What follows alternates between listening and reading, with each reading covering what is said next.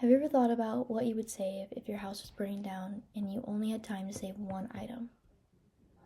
What would you save? I know I've thought about this probably a lot more than other people have because when I was little, I used to have a recurring dream that my house was on fire and I only had time to save one item. I remember sitting there when I was little contemplating this, what I would save. And I always ended up saving my childhood teddy. So in this speech, I will be explaining the significance of this raggedy old teddy bear while explaining some thoughts on fleeting memories. This is the bear I've had since I was 5 years old. His name is Teddy, and me and him have been on many adventures for the last 15 years.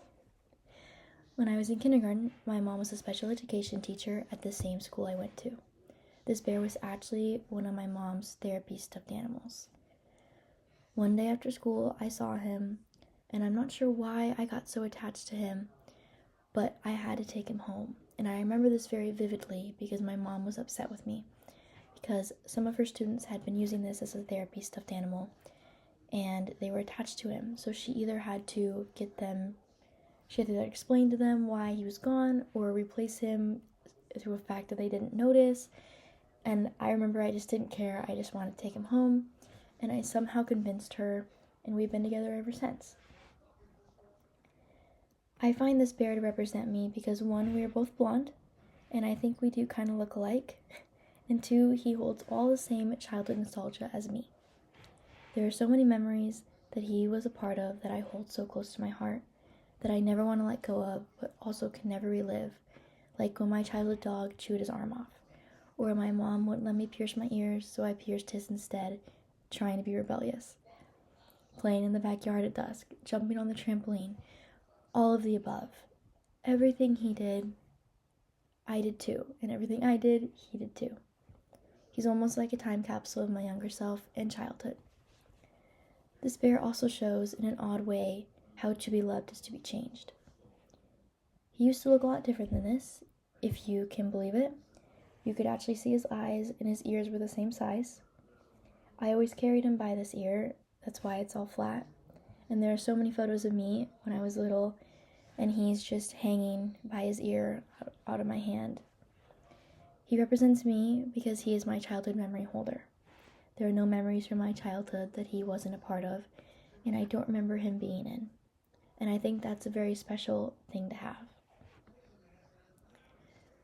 When I say I would save my bear from a house fire, I more mean I am saving my childhood memories, hoping to keep them for as long as possible.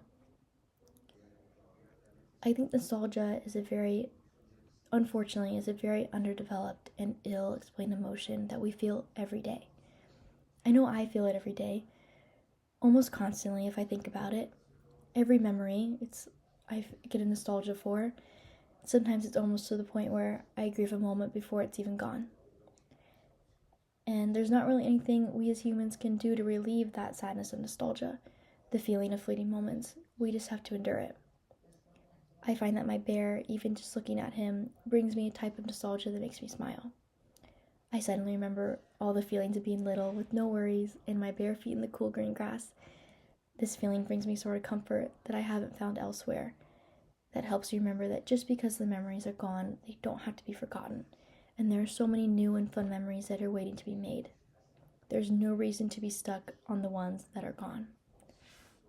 So some might call me dumb or unempathetic for making my bear the one item I would save, and not my family photos, or my mom's expensive watch, or my grandma's family heirloom.